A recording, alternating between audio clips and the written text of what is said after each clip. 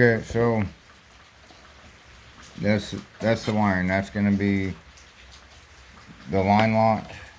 That's gonna be the transbrake, and that'll be the power in coming from the shifter.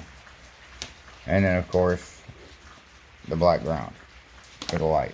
So we'll get this set up. I'll get my 9-volt battery and I'll show you how the lights are gonna work. Okay, so here we got this set up. I know everything's upside down, but deal with it. And a 9-volt battery hooked up, and we have our line lock.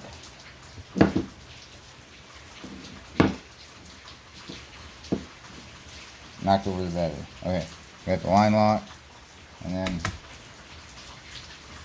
we have the transbrake. Very simple wiring,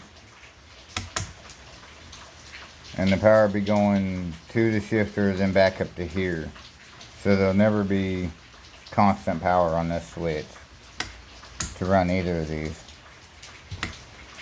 Yeah, but that's that switch wiring.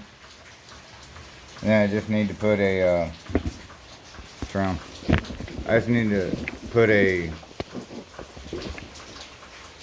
plug on the end of those 4 wires to match up with the truck. But look, pretty rain out there. Yep, rain its butt off out there.